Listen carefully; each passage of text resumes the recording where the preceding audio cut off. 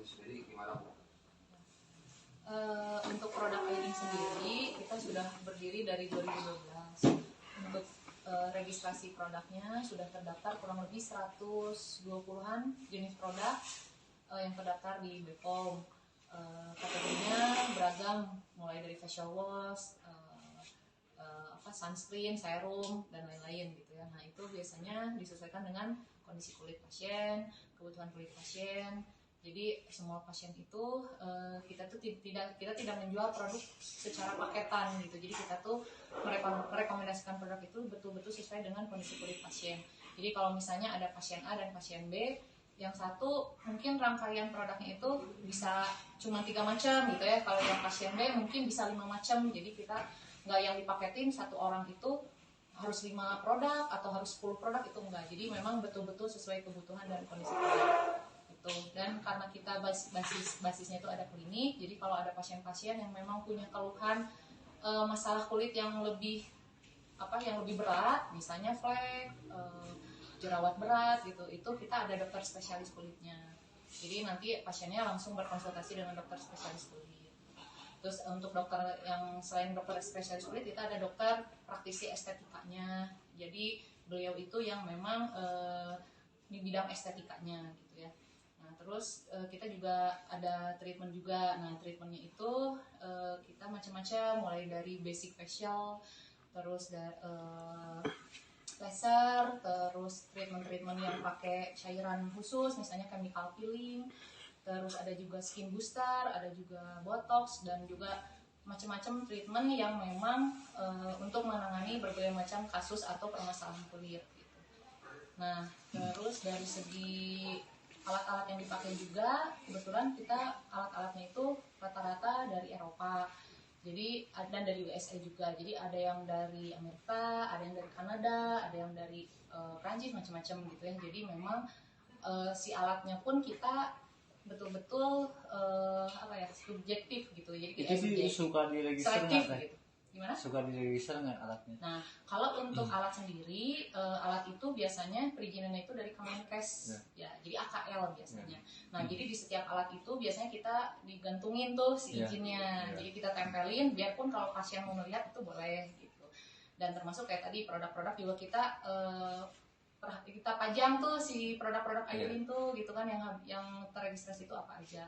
Tapi kan produk juga macam-macam ya Pak, ada produk yang dia kategorinya OTC atau produk bebas, ada juga produk yang sifatnya racikan. Nah kalau yang racikan ini memang kita harus betul-betul keluar dari resep dokter.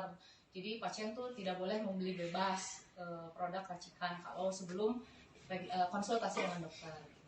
Nah bedanya di Airin itu seperti itu. Untuk Airin sendiri itu udah ada berapa cabang di Indonesia apa Jawa Barat? Untuk Airin sendiri kita itu baru di Pulau Jawa kebanyakan. Jadi 4 cabang itu di Bandung. Untuk di Bandung sendiri di Antapani, di Popo Katapang, di Cihanjuang, Cimahi, sama di Pajajaran. Kalau di luarnya itu ada di area Jabodetabeknya itu ada di Jakarta, Kemang Selatan,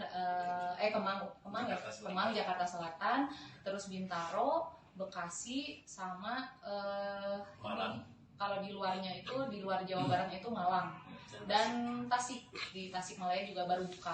Berarti jumlahnya berapa cabang? 9, ada 9. Insya Allah tahun ini targetnya bulan Oktober mau buka cabang yang ke-10 di Jakarta Selatan di Pondok Indah gitu, untuk kliniknya sendiri. Untuk fasilitas Airin itu sendiri apa aja Teh?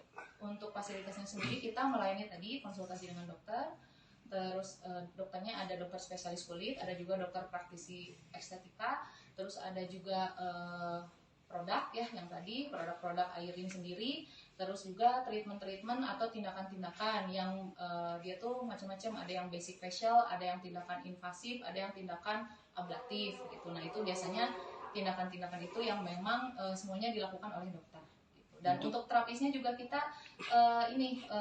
dari perawat dan juga memang terapis-terapis yang sudah terlatih, yang sudah tersertifikasi lah, sudah kompeten lah. Untuk dokternya itu sendiri, untuk dokter-dokter yang ada di Airin itu sendiri udah terverifikasi. Kalau untuk dokternya sendiri, karena kita juga kan ini klinik ya, klinik itu kita pun kan ini ada 2 macam nih, ada klinik utama dan pratama, dan dari 9 cabang ini memang kita juga tidak semua kliniknya utama. Jadi kalau yang kliniknya utama itu penanggung jawabnya itu dokter spesialis kulit. Nah kalau yang untuk klinik pratama itu penanggung jawabnya dokter praktisi estetika atau dokter umum gitu kan. Nah alhamdulillah karena memang perizinan itu kan harus ini ya, harus apa istilahnya ketat lah gitu ya. Jadi mana mungkin kita juga kan istilahnya merekrut dokter yang tidak berizin gitu ya. Jadi untuk dokternya sendiri syaratnya itu untuk bisa gabung ke kita harus memiliki STR yang aktif gitu. Jadi STR-nya harus aktif, baru kita bisa proses untuk perizinan untuk ke tahap selanjutnya, yaitu ke surat izin praktek atau SIP begitu. Nanti gini, untuk alat tersebut nggak pakai SNI? Kalau untuk alat sendiri, karena biasanya kan kita itu berkontaknya itu dengan vendor ya. Nah, dari distributor atau vendornya sendiri biasanya itu dari vendornya sendiri. Jadi yang ngurusinnya itu dari sana gitu. Jadi kita itu sebagai user itu hanya mengantongi Kemenkesnya aja gitu. Jadi kalau untuk SNI atau enggak, yang saya tahu biasanya itu enggak sampai ke tahap SNI karena cukup di izin AKL atau Kemenkesnya aja gitu. Untuk klinik ini sendiri apa sih ininya apa yang paling paling banyak gitu ya, yang paling diobati gitu. Kasusnya ya. Di Airin sendiri karena memang kita basicnya itu estetika gitu ya atau kecantikan gitu ya, biasanya keluhan yang paling sering datang itu adalah bopeng atau scars, yang keduanya jerawat, yang ketiganya flek. Jadi 3 ini sih yang paling banyak, tapi paling banyak itu bopeng. Biasanya pasien kita tuh kebanyakan pasien yang bopeng dan jerawat ya.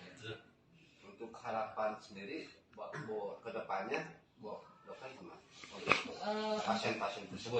Untuk harapannya sendiri karena Airin juga kan ini tiap tahun juga kita selalu ingin berinovasi gitu ya, memberikan gebrakan baru, memberikan pelayanan yang lebih baik lagi gitu, dan kita juga harapannya pengen selalu bertambah cabang gitu untuk memenuhi semua permintaan atau antusias dari pasien-pasien kita yang di luar kota gitu, karena kan kita juga pasiennya lumayan banyak juga nih yang di luar Jawa nih gitu, dan mereka biasanya request untuk buka di kota lain gitu. Nah harapannya kita sih kedepannya Airin bisa jauh lebih banyak cabang agar bisa melayani lebih banyak customer.